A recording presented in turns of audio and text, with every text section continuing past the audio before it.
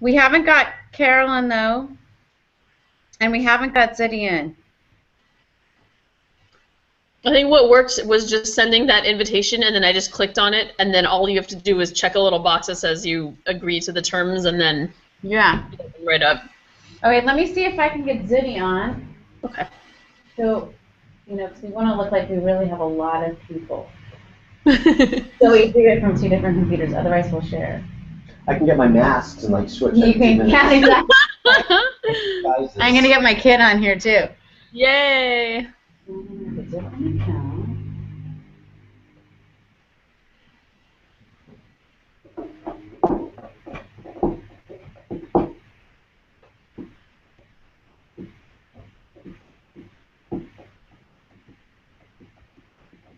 I wanted a link.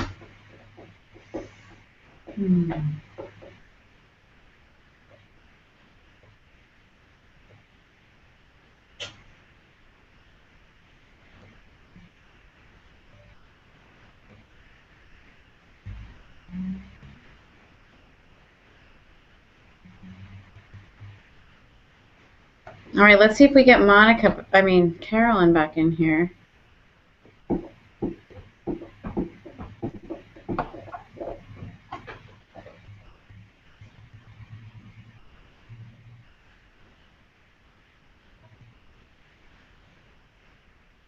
Okay, you can see this. Yes? It's thinking. Boy.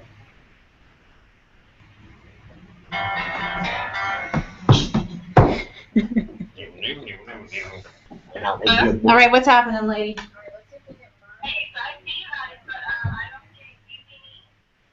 No, we cannot see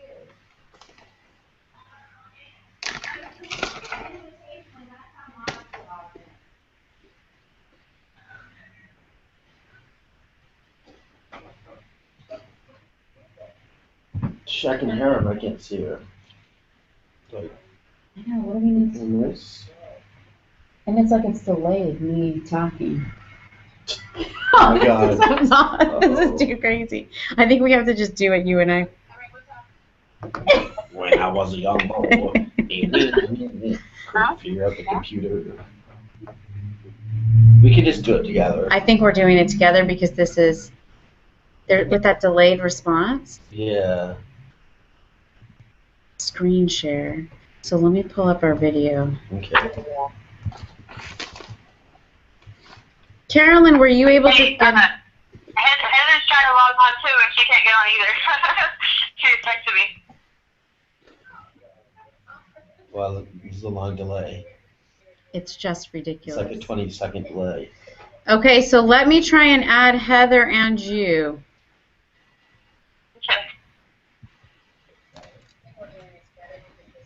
Okay. It's like 20 seconds later. I know.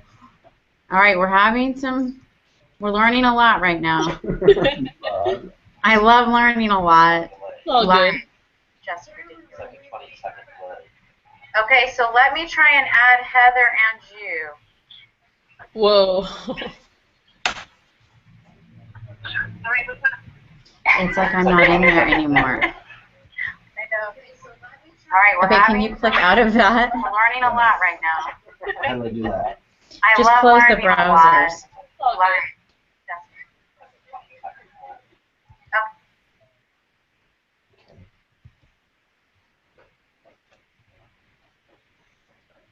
Okay. So there is this delay, which is... Ooh.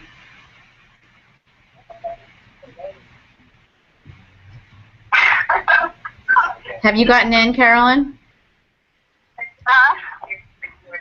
I'm just watching you guys on the screen. This is ridiculous. I need a different...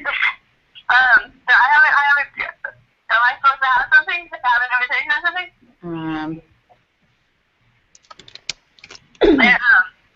Heather is trying to get on too. Okay. Well, Shannon, I know in the past I've tried to do this, and like the video delay a hindrance that the thing that we ended up doing was just turning off the video component of it, and then it ended up just being like a phone you know, but just yeah. through Google Chat, and the delay was a lot less bad, but yeah, but it definitely isn't the same as being able to see everybody. Hey, Caroline, remind me the Gmail you want me to send it to. DC?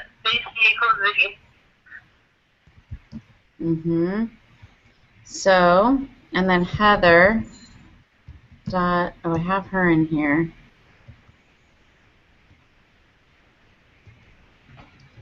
So I've just sent an invitation to you and Heather. So if Heather, you can hear that. And that's how Monica joined. And then if that doesn't work, and Zudi and I will share this computer because we were having a delay on the other computer next to, doing it next to each other. And then I should.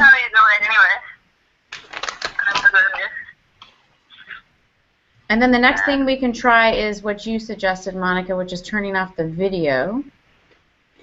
If Turning off the video? Seems like it's working pretty well though now. now it Yeah, is. it's okay now.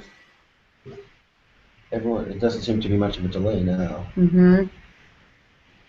All right, Carolyn, I'm going to get off of here and make sure I can see if the other people who are going to join might have emailed me, so I can invite them from their Gmails in the same way. Okay. I haven't gotten the email yet. That's a problem. Look in your spam folder, because mine went to my spam on Gmail, or it went to the social one. Mm-hmm.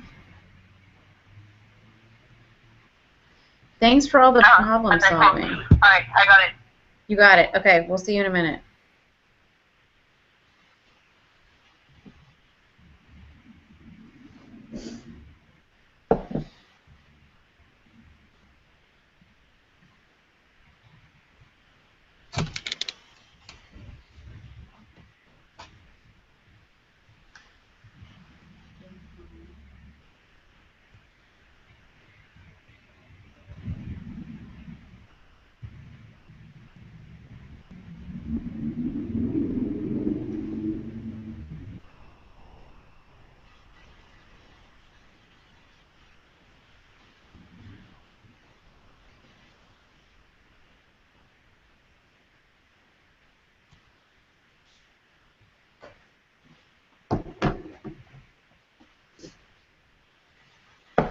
Oh, yes. Okay, well, we have 3 people.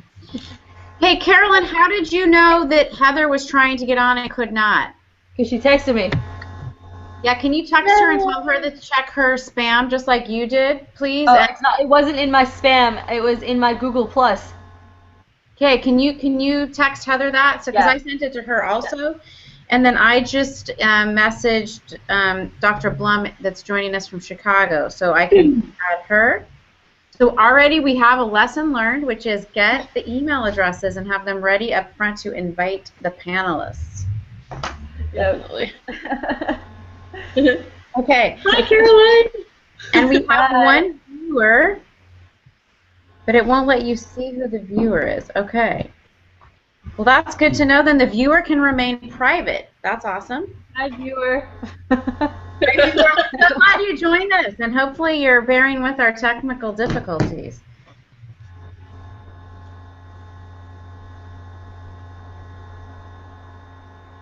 Let's wait 2 minutes and see if Heather can get in here.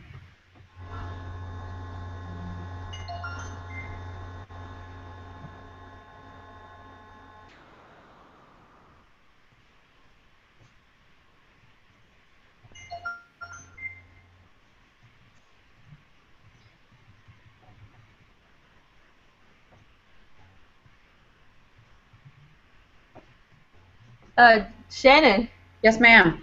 you know who Corey is? Yes, so she's Dr. Blum? Oh, okay, so she's here, and she's here disguised as her husband. Did you get the message? No. How are you getting the messages, my friend? On my phone. Are you getting them at the HIV Townhall email? No, it's in the events. She's commenting in the event. She's logged on as her husband, Carl Haken, something.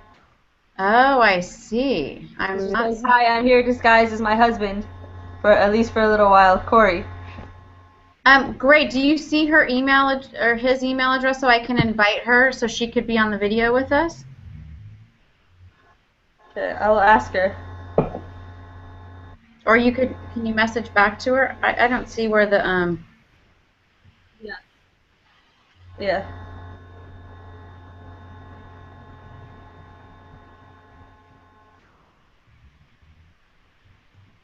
And I have the question app up if people could submit questions. Yeah. Oh, I see the notification, yes. You see the comments? Yeah, I see. It's interesting. It came to my email account, but I don't see it on here. All right, we are learning all kinds of things. Mine is in my phone on my Google Plus. Yeah, exactly, for me too. In the Hangout page. Mm-hmm. Yeah. I can't see anymore. I can sort of see Monica. Mm-hmm. She's super delayed though. I think I am too. Yeah, a little bit.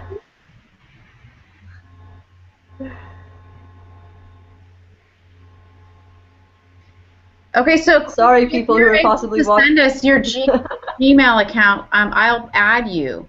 I can send you an invitation so you could join us by video if you want to.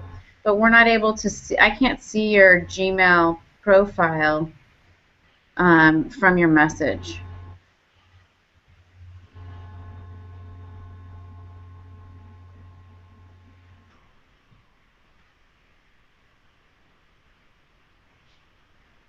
So maybe while we wait for that, I think we can start and introduce ourselves and say what our connection is with this project. And if that's our only viewer, I don't think we have to show the video per se, but we can talk about some questions. You don't want to see the video again? I'm seeing myself. I like the video.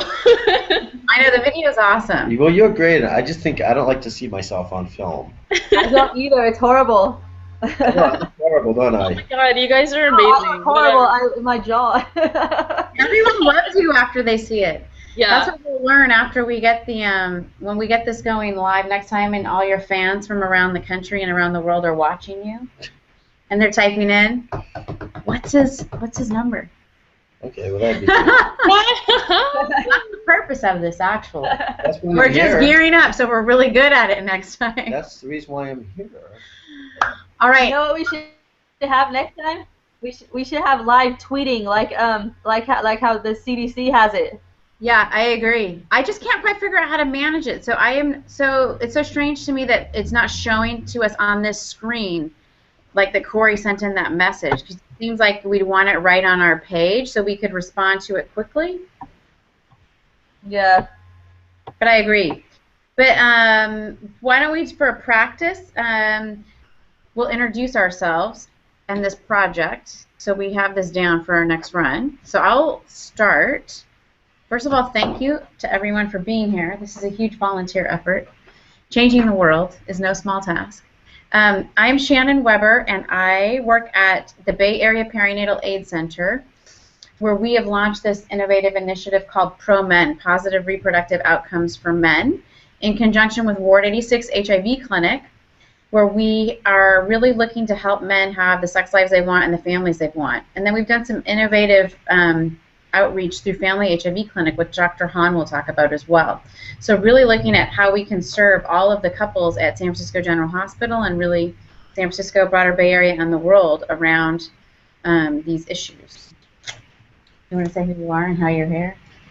Hi, I'm Zudi, and how I'm here. Yeah. I'm friends with Shannon, and I'm a member of a Pro-Men group at Ward 86. And The stars of one of the stars of our film. I'm in a couple of the films, and A reviewer of our materials, giving good feedback on our materials. okay, keep going. Staunch member of our consumer panel. Nice. Right? Mhm. Apparently. I'm just here to spread good vibes. Yep. answer questions. Answer questions. Yeah. Talk about your start at disclosure. I would say that's one of your big strengths. You're really good at disclosure. Like you have yeah. It's a tough one, but. Oh my gosh! Now we have Heather. This is great. It's working. It's working. Hi. Hey, Heather. Hi. Can you guys hear me? Yes. We hear you. We see your. Oh, now we see the real you.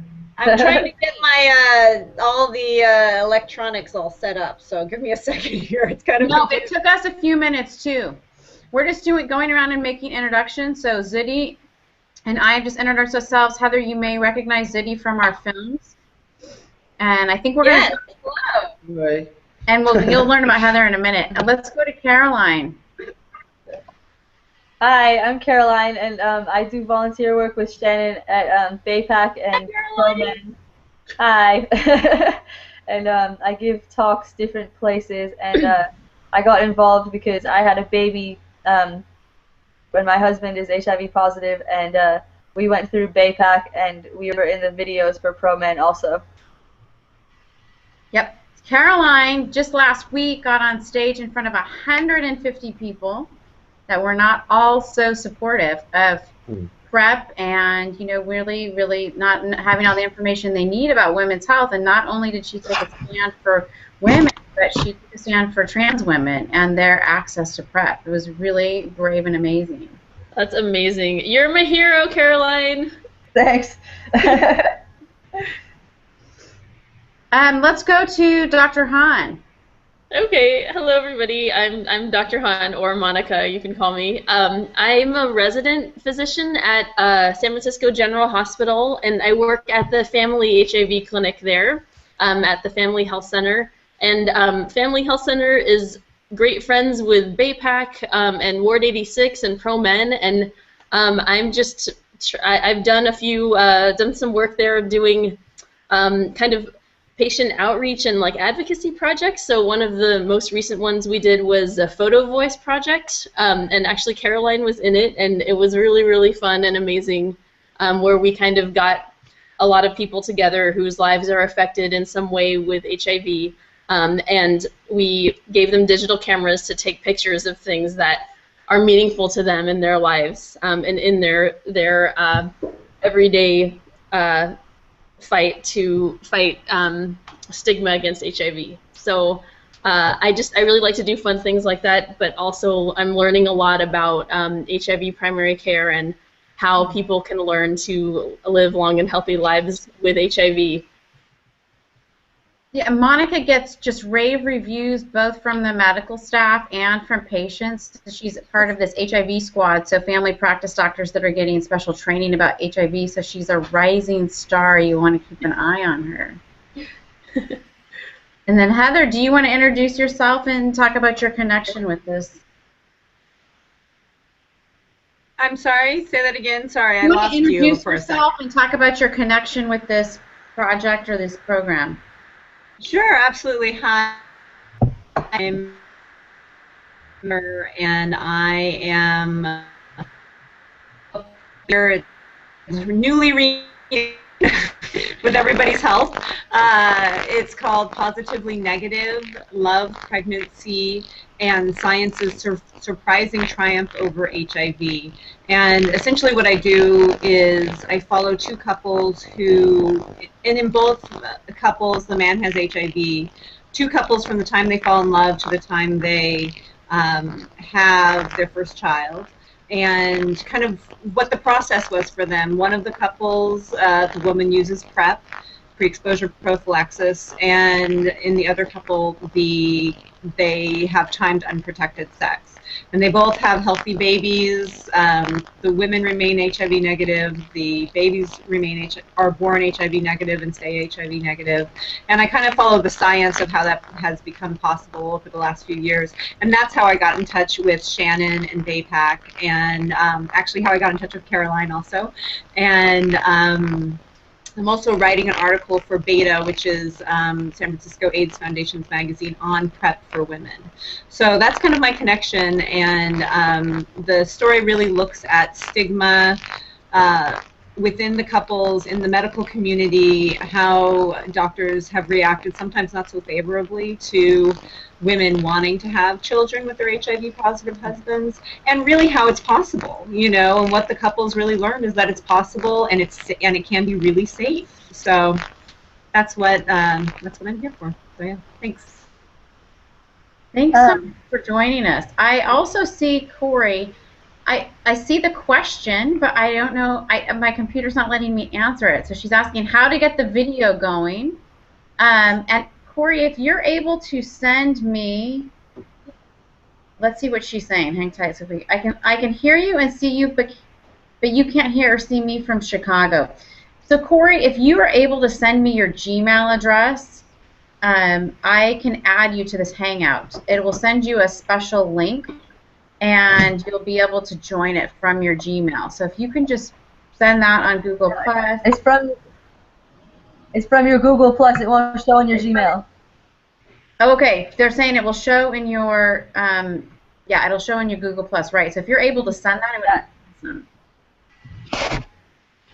On mine, it actually did come to my email, but it went to, like, the social one, not, like, the primary mailbox, if that helps. We're learning a lot, and not the least of which is how we can answer these questions. It just makes me answer questions. Have you guys been playing around with who you can look at? If you click the different boxes on the bottom of your screen, then you can look at all the different people, but it takes a while to get going. Yeah, we can see all you guys at the bottom. It's great. Mm-hmm. Yeah. So while we're waiting for Corey to send me her email, and we'll get her in and get her introduced, because they're just really doing some great work in Chicago around this, I want to start by asking Heather this question. So Heather, I feel like you and I have been communicating about this for years now. I mean, probably going on 3 years, and a lot has changed in the last 3 years. And I'm wondering if you can look back and think about the one thing that surprised you and how things have changed. And not that we don't have a long way to go, we'll get into that, but what has surprised you about what has changed? Well, that's an interesting question. I feel like one of the things that's most surprising to me is really all the different, I feel like, gosh, there's so many things. Give me a second. I feel like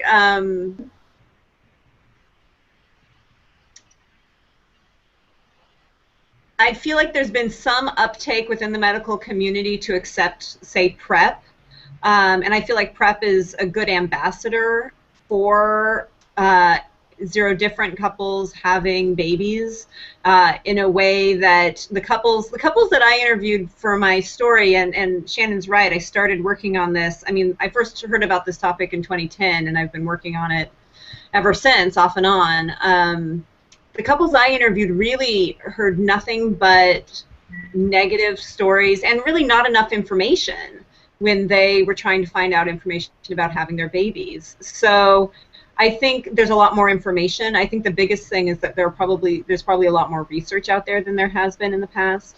And the thing that I'm most excited about personally in terms of PrEP is that these new formulations that they're trying to come up with now, the ring that could have both contraceptives, which is not useful for people trying to have babies, but have both contraceptives and PrEP or, you know, anti-HIV medications in it. Those sorts of things are really exciting. Oh. But really, I mean, I almost want to throw this question to Caroline, because I feel like what's the biggest change, I think, is that people are starting to understand that undetectable viral load can mean that condomless sex can be safe sex.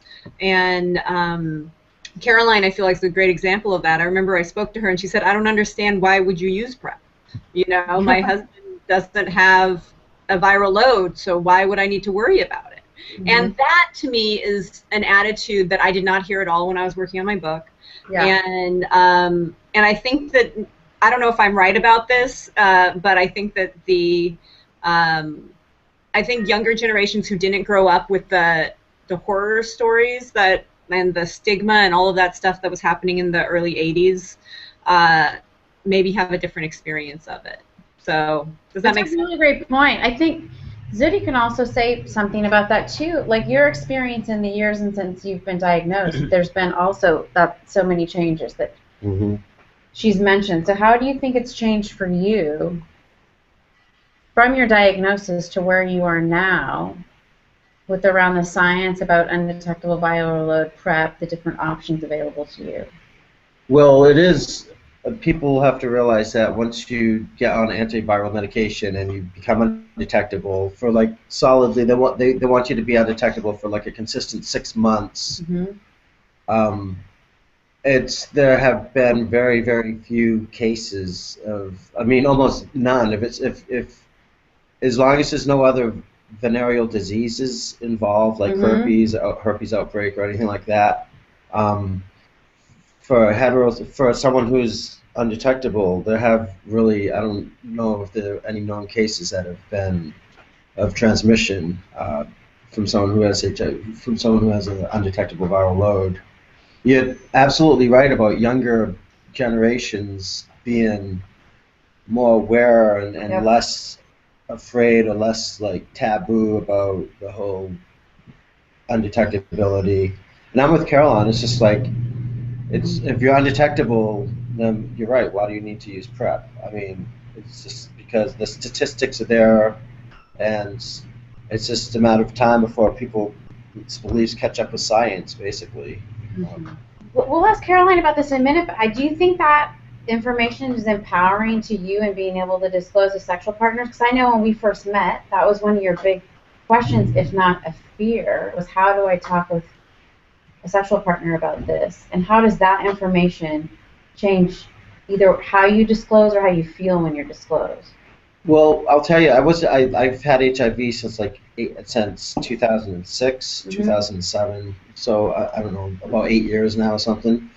I wasn't undetectable for the first 6 years of that. I've only been undetectable for the last 2 years, and until these last 2 years, I was afraid to ask anybody out on a date. I was afraid to have sex with people because of the taboo of having HIV and still be undetectable. Once I learned that I was undetectable and that you could have sex and not spread the virus, only then did I have enough confidence to even ask a lot on dates. Yeah.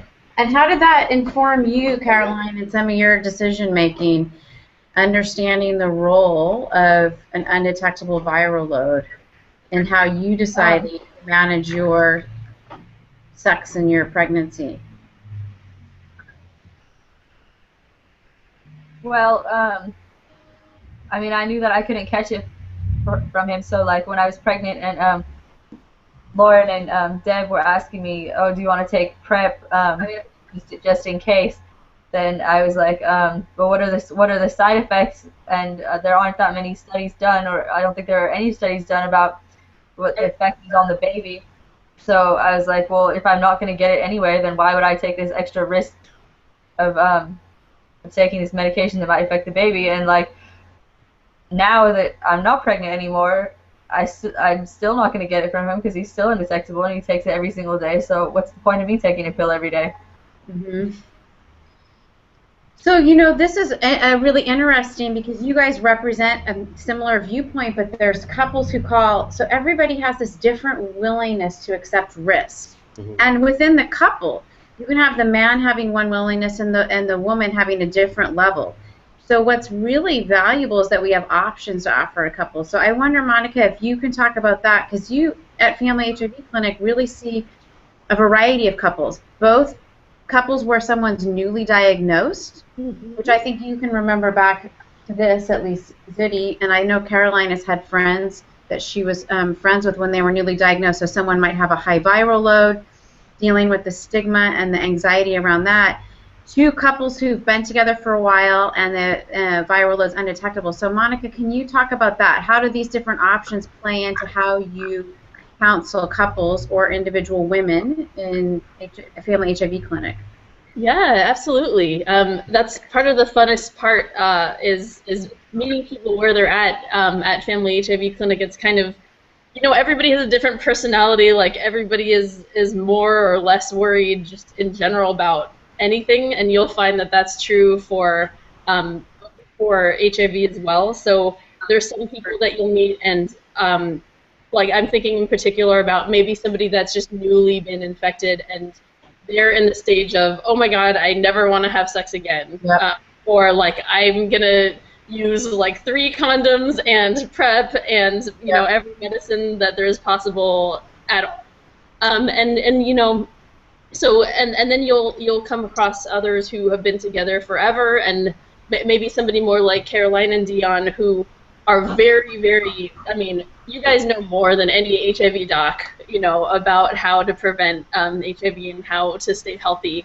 And so you might be willing to take a little bit more of a risk, or just, you know, how proactive you're being as far as making sure you're not missing a single dose of medication as far as somebody who is HIV positive and has an undetectable viral load for forever, and maybe you're not feeling like you need to do all the extra things like PrEP and condom use and everything else. So I think it's everybody has a different willingness to accept risk, I guess, but then also a different level of comfort with all the different options. But just to kind of say what the options are, they go from taking PrEP or Truvada, the medication that the HIV negative partner can take that will basically even further reduce their risk of the HIV transmission. There's also timed intercourse where a couple can use condoms basically all the time except for the time that they know they're most fertile and most likely to get pregnant during the menstrual cycle. And then there's also some people who don't even want to take the risk of ever having unprotected intercourse, and they will go for things like adoption or sperm donation. So that's, I mean, and that's just some of the options. There's all kinds of other like expensive fertility doohickeys that you can do, but those are kind of the main options that people talk about, and people pick all different ways of doing it. That's a great summary. Thanks for that. So we have posted on the BAPAC website, which is in the Google Hangout invitation, a lot of resources about these options, and you can use those resources to go to your provider to get more information about what is the best thing for your situation. We have videos up there about timed intercourse and how to track your ovulation, and then also some sheets reviewing what those safer conceptions options are, as well as a brochure that we made this last year with review from the ProMen group about preventing HIV and preventing pregnancy, so understanding more about contraception also. So what's great is that we have so many options, and I was thinking I wanted to also represent this scenario because we don't have someone on the video chat talking about it, which is the scenario where a woman has a partner who's got a viral load, and he may or may not be in care or may or may not stay on his medication, and really having this option of PrEP changes the conversation, so it offers her choice now. And I think that that's really important to point out, is that previously a lot of times those situations were approached with this condom-only messaging, which can be really shameful for some folks. But now this has really changed the way we engage with people, and I really saw that, Caroline, when we had you guys come to BAPAC, because it we had a new option. It was like it was new at the time, and you guys were so open to talking about it and then figuring out what worked best for you. I know you guys are experienced that also, Monica, at Family HIV Clinic. Shannon, Heather can't hear anything right now, and if you, I don't know if you have it on the side too, but I have the chat on the side, so if you want to something, she's on the side, and Corey is joining right now too. I'm seeing that Corey's in here, but we have a little icon. She's so much cuter than an icon. Wait till we see her. I think she just started joining because she just emailed and said that it's not working. I was about to email and tell her how to do it. So hi, Corey. Hello. There she is. Hi.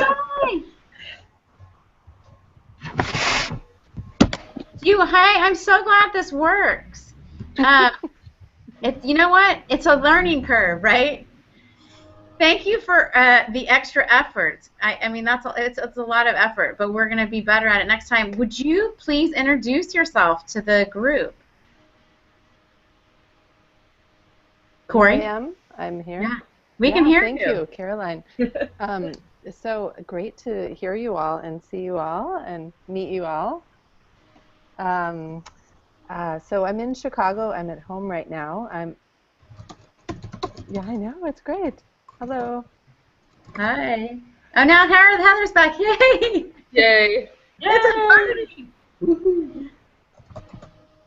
So Corey is working in Chicago, where I was last month, and presented this program, which was so well received, and then there was interest in other people, so particularly HIV positive men, and having contact with our group. So we had the idea of practicing what it would be like to do these kind of virtual meetings, because I think we experienced this in our group too. That's a small number. People feel very isolated, but it really changes as soon as you realize there's a couple other people out there. Mm-hmm. Yep. So our hope is that, you know, this is trial run, and we can have opportunities down the road to continue to connect with both providers and participants around the country or the world around this topic, so that people are not feeling so isolated. So Corey, everybody else has given a little bit about their program or their history connection with the topic, and I wonder if you would share about that. You know, how is it that you first got interested in this topic, because you have a little bit different perspective than everyone else that's on the panel so far? So I'm an HIV provider in Chicago. I'm a family physician, and I work in a city clinic, Ryan White funded clinic. And I've had a couple of patients who are men who are really interested in talking about and getting support around issues about dating, relationships, and parenting as well. And there hasn't been a good space, I feel like, in Chicago either for me to get the support that I need to be able to say to them, hey, here's this great resource for you, or here's a support group that's for you, a heterosexual man living with HIV. Mm-hmm.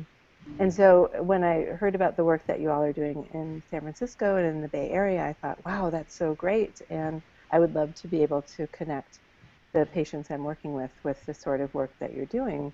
And so that was sort of part of, I think, what we were thinking about with this hangout, which hasn't, you know, we haven't quite gotten there, but that's okay. It's at least it's connecting us. And I'm sorry for the technical difficulties. In fact, for a minute there, I was hearing a loop of the video. Somehow I was like logged into this about 20 times. That's so funny. You know, having that problem. I had two computers set up so we could be each at our own computer, and then it was looping strange over there too. So there, yeah. Yeah. So it's extra sensory, like. So I'm really excited to hear about the work that you all are doing. And to be connected with you, and I hope to be able to get either something going here in Chicago that's similar to the sort of support group discussion work that you're doing there. We have a coalition of other providers here as well who are interested in sexual and reproductive health and well-being for people living with HIV, and so we're going to be having a meeting next month to try to move things forward, and you know, we'll see. I feel like there's a lot of potential, and I'm really excited, to build on what you're doing. You say the name of your group, because it's so awesome. Oh, I don't know if I know it. It's HIV Sexual and Reproductive Justice Coalition. Yeah. I know, I love it. Isn't that awesome? They got really diverse, kind of radical group of people together who, even after meeting early in the morning, they were ready to go and do more. We're awesome. Well, you inspired us, Shannon. So when we get our road show going, taking the show on the road, we're going to come to Chicago first. With the inseminator. We're going to Rosie's the Blues Club after we make our visit. Nice. Okay. So I wonder what was there a question? I wonder what you, Caroline, and Zitty, we'll go to Caroline first if you're going to come back, would say to someone who's watching. So It doesn't look like there's viewers now, but it's taped. It'll go on YouTube, and people will watch it. And people have said when they first come in contact with this information, it's the first time I feel like I'm not alone since I got my diagnosis. And people will say, Caroline, positive men will say, I don't think I will ever meet a woman who will accept me and love me. And I'm wondering if each of you could think about what is it that you would say to an HIV positive man who's feeling that kind of isolation and sense of being alone. Caroline, you want to go first? You're not alone, and talk with your provider about your options. And once you get to be undetectable, then you will be able to have unprotected sex if your partner is willing, but you won't pass on the virus to them.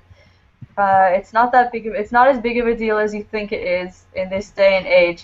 There's a lot of stuff they can do for you. You're not going to die. Well, you are going to die, but not of AIDS. And everybody dies sometime, but you won't die from that. You'll have a nice long life, and you can have a regular sex life. You can have a baby. It's going to be fine. Don't worry. I know it sounds like, oh, just don't worry about it, but really, try not to worry about it. Talk to your doctor and try and find some support. The more you talk about it, then the better it'll be. Mm-hmm. That's a great message. So Caroline really is this very special kind of shining light in that way, and I think if we could bottle her up and pass out that goodness, that the world would be a better place. But the thing is that we've learned, and the more we've talked with people, that there's lots of people who see the world in a new way. And I think Caroline mentioned something that other people have said too, which is the more you disclose, that the easier that it gets. It's not that you don't have feelings ahead of time, but you kind of build a muscle. It's like working out at the gym. You get a little bit stronger at it. You understand how to respond to their different responses. And so starting with talking to your provider and then moving out from there to kind of build your network of support is a great idea. I just have one more thing, is that you shouldn't be ashamed of it. Like, people who are diabetics are not ashamed that they have diabetes. People who have whatever type of thing they have, why should you be ashamed that you have HIV? Like, it's just another thing. Mm-hmm. And if somebody is going to judge you about that, then they suck anyway. Seriously. Completely. Yeah, some people have said that it helped cool down who their real friends were. Yeah. Not that there isn't the fear in finding that out. What advice would you have? I'd say just be upfront and open about it and honest right off the bat with someone that you meet. And if, like Caroline says, if they can't handle it, then probably you don't want them in your life anyways. They're not for you. It's a different day and age. I just saw that movie, the Dallas Buyers Club. Right, and yep. Oh my God, we've come so far from that. Yep. It's amazing. It's just like people with HIV, and now they are actually giving life insurance now to people with HIV that live in normal lives, that go like the same amount of time as someone without HIV. Mm-hmm. I've known friends who have had HIV for like 35 years, 32, 35 years, who are undetectable and help that you'd never even know. Mm-hmm. Yeah. And it's just a matter of time before, like I said earlier, before people's beliefs catch up with the science of it. Mm-hmm. And it'll happen sometime, but in the meantime, we gotta be honest. I gotta be honest and tell people about it and let them know, like, I'm not a leper, I'm not a leper. Can you give an example of when you were really nervous to disclose and it turned out maybe differently than you'd anticipated? Yeah, I've had a couple girlfriends over the last couple of years, and actually both of them were really open-minded towards it. I was really surprised. It took me for the loop. The first one, on the first date, I disclosed on the first date, and she was just like, she was pretty blown away. She had no experience with anyone she didn't even know anyone who was HIV, but she was smart. She was willing to learn about it. She came to the group, to the BAPAC group, the pro-choice group at General Hospital, and she was willing to learn about it. And I think it's really great to go to a provider with with your girlfriend or with a couple together. How did you do that, by the way? In case people are wondering that. Oh, how is it that I would have a couples visit with my provider? How did you set that up? I asked my doctor, Yeah. and he was totally open to it. He was just like, yeah, that'd be great. Yeah. I mean, yeah. And then Corey and Monica, do you both feel like that would be a common response from a provider if somebody wanted to bring their partner in for a visit, that it would be common for a provider to say that that would be okay? So I think it would be great for me theoretically, and I do have people who've wanted to bring their partners in, and I've had that conversation. It can get a little logistically difficult in terms of actually like prescribing PrEP or being able to be that PrEP provider. In my clinic, that's very Ryan White funded, and it's only for people who are positive. But to start that conversation, I'd be completely open to it, and I don't know that people really think about it, so I think that opening that opportunity is important to be able to let people know that would be okay.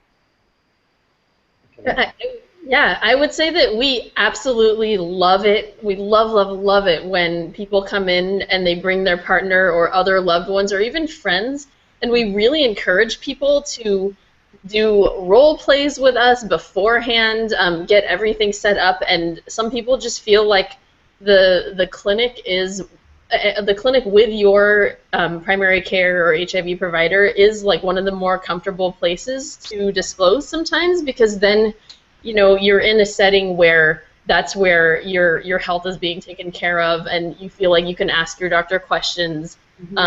And I don't know, I think that's the absolute best thing, and I've seen that go really, really well with a lot of people. And sometimes, at that point, that's when the partner also becomes our patient as well at Family Health Center. So we see, we've seen people who they started off as boyfriend and girlfriend, and maybe the boyfriend introduced the girlfriend and disclosed to them at the clinic, and then years later we also have the baby at our clinic as well, and we take care of the whole family at the same clinic. So that's kind of like the dream come true that we see, and I think that it's absolutely awesome when people come in and bring their partners and share the kind of like the caring for your whole health experience with the people they love. That's great. I think that we can also support you by sending you in with resources from our website if you want to put those into your provider to help start the conversation. Because I think most providers really want to be able to do that. Maybe they need a little more information themselves, so we can support them with that. And I think that was great to point out that a clinic can be a place to help you disclose. We just helped someone with that at BayPAC this week. And then there you are surrounded with people who can answer questions, offer an HIV test to the partner, and really help equip that couple to go make those next steps in an environment where they both feel safe. Likewise, if you've already disclosed to your partner, you can bring your partner into the visit with you to understand what are the different considerations that you have for your situation.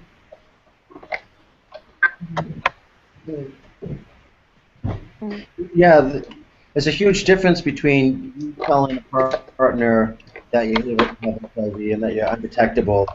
They might not really understand it. So if you can go into a doctor, provider, and have them say the same thing, just like let them know that PrEP works, or let them know that if the viral load is undetectable, the chances of you passing HIV on to them are pretty much nil. That's really important. That's what they want to hear. They want security. They want provider to be able to help with that. You can also, if you have a support group, think about bringing them there. So we've had people bring their partners to the pro-men group, so then sometimes there's women there also, but then they recognize they're not alone and they can hear from other couples how they strategize and how they communicate with each other, because that's can be a challenging piece. I'm just actually reflecting on a new patient I saw today who's a woman who just had a baby who's 1 month old, and her partner has not been tested yet. And so I think this is going to help me to open that space to invite him in, with her permission, of course, to a visit coming forward. They're not planning to have any more children, and she's been sterilized, but just to have that conversation about what it means for them to have an ongoing relationship and be parenting together in this reality. She's fairly newly diagnosed during her pregnancy, so I think this will be wonderful. Yeah. Yeah, and it's so fresh, you know? Yeah. Yeah. Can I say something? Oh, yeah. I just want to also stress how important it is for someone with HIV. I know a lot of people with HIV are afraid to get onto medication for whatever reason. Really good point. It's really important to get on medication to get your viral load infectable for your own health and for other people's health around you. Simple as that. That's the first step, I think. Someone with HIV. My kids are coming home. I'm going to say, I'll be right back. Should get on antiviral medication. That's huge. Yes. Absolutely. Yeah. I actually have a question for all you guys. Just as somebody who's still like training and learning how to be the best provider as possible, when you've been to visits with your HIV doctor or with your primary care doctor, what have been the most helpful things that have been talked about, or just like the most helpful approaches during those visits, and what have been like just the least helpful, like if you can remember, and you could give advice to new doctors coming up that are wanting to do this work, to tell them, you know, this is something that was super unhelpful, don't do this, but this was something that was great. I wish more providers would do this. Caroline has a couple. Yeah, I bet you do. Sorry, I was zoning out. I was trying to sign into this Google Voice thing, but I can do that later.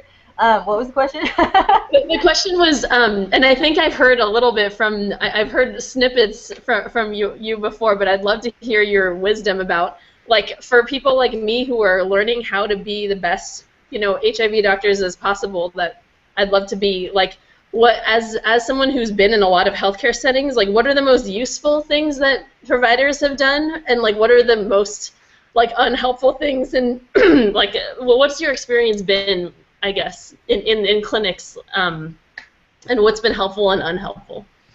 Well, I mean, just the main thing is just, like, we're all people, you know what I mean? So, as long as somebody is respectful of me as a person and, like, they're not trying to, like, look down on me or whatever, then it's okay, you know? Like, I've had some experiences where I got tested before, and I told the person there that my partner was positive, and so that's why I was getting tested, and they sat there and stared at me, like, they didn't give me any counseling, but they just stared at me while I was waiting for my test results, like this. Like, it was crazy. And also, when I first went to 5M at General, the hospital in San Francisco, and for my pregnancy, and the first lady that I got was like, "Oh, I can't see you. Your husband is HIV positive."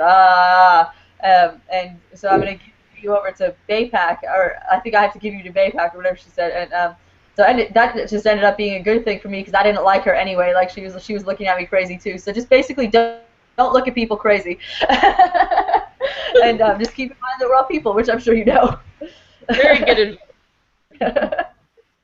Have things helpful that have been helpful or not helpful? I've been very lucky. I've had a great doctor from day one, from the day I was diagnosed with HIV. I got diagnosed at City Clinic in San Francisco, and they're just like, I'm in the best city to be diagnosed in. I mean, the Ward 86 at General Hospital in San Francisco is just like state of the art, and they're on top of everything. They're like the trailblazers for HIV and HIV research.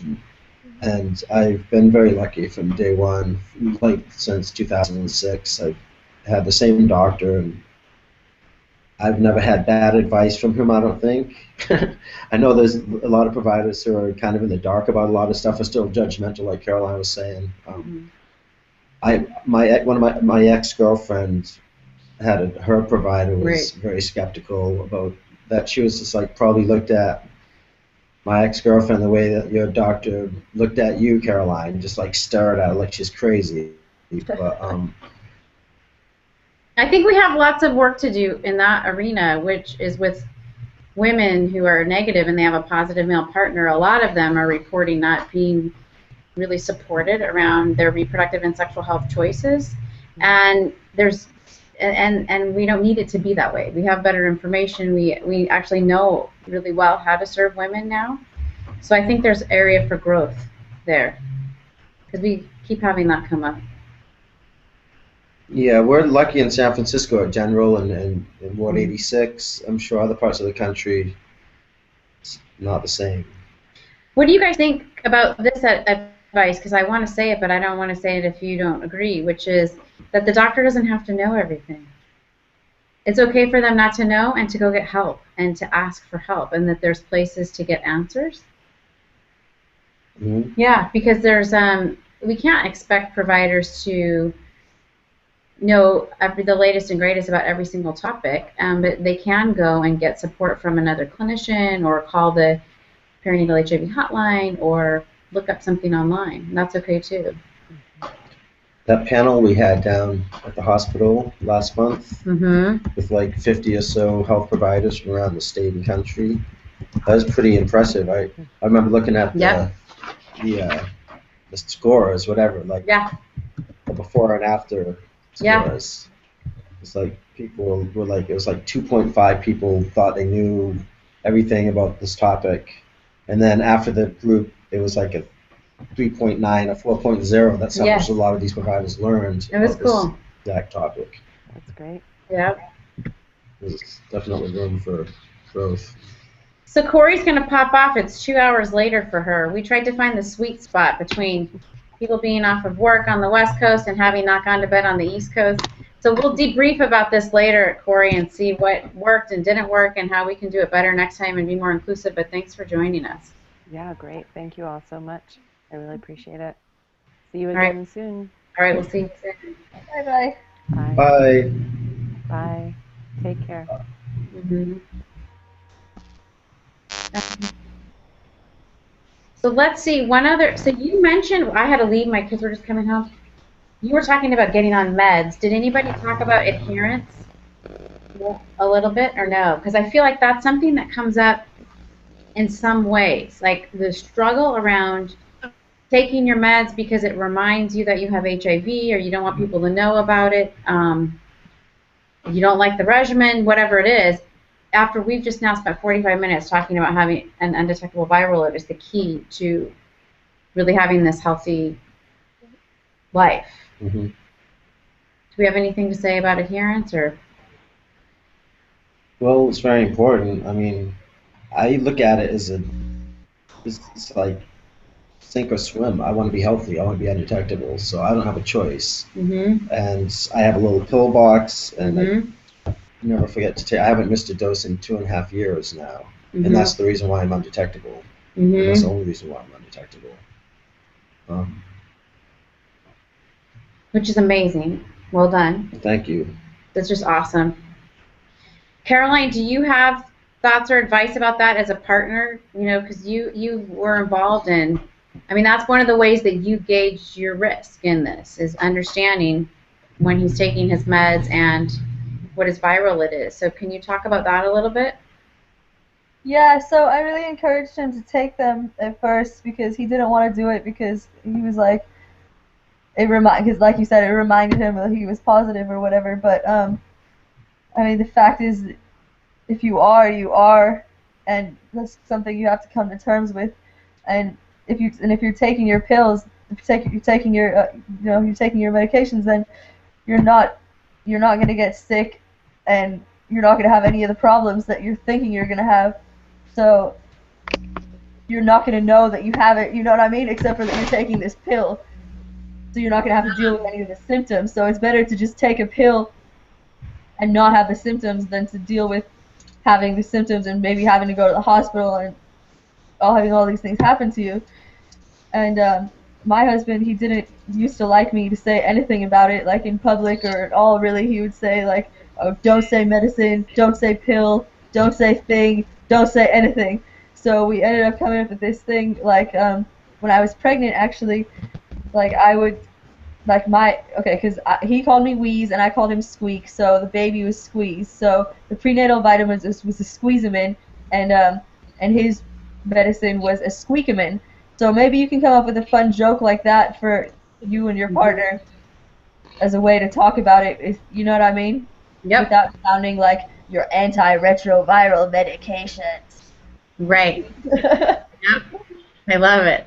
And so then you guys would remind each other to take you would say, I'm taking my prenatal vitamin and my Squeakamin, and he would say, I'm taking my Squeezamin, and then you would know you were both doing the things to be healthy. Exactly. Got it. Have you involved someone ever in taking your medication, or you did it because you were on your own? You were single when you got on your meds and you were going strong. Yeah, I've just always done it on my own. Because it's the difference between being healthy and not being healthy. Yeah. It doesn't matter. I have it. I know I have it, and there's no escaping it. So I would rather just do it. And another very important part of that is not being putting other people at risk. If you're undetectable, then it's just like it's a win-win situation for you and your partner, or anyone who you might want to be a partner with. So, yeah.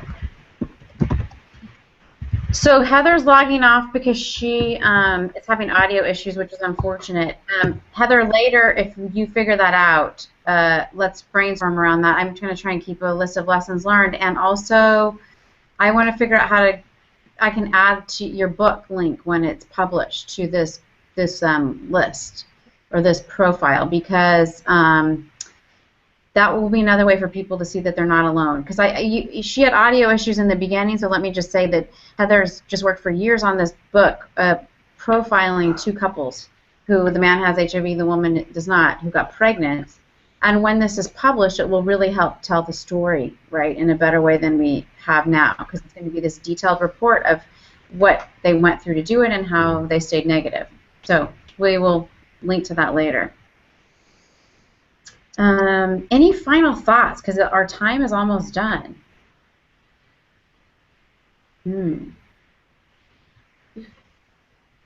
Any final thoughts from you other folks? I'll just say that every time this group gets together, and anytime there's just more, every time it's just more and more learning for me, and it's just been so incredibly positive for me, and I really want to thank you guys for being so brave and for being such advocates for yourselves and for others out there that maybe don't have the ability to be as articulate as you are and as just like sure of yourself, and I think it's just so valuable that you're sharing your experiences. So thank you guys so much. I think you're right, Monica. It's so every time this has happened, making the videos, having the panel speak out, and Monica and her group will end up having a gallery presentation of their photos, which I also anticipate being really life-changing, just bringing that more out in the community and talking about life in a normal way. But you guys, Zudi and Caroline, are definitely pioneers doing this. It's exciting. Absolutely. Good.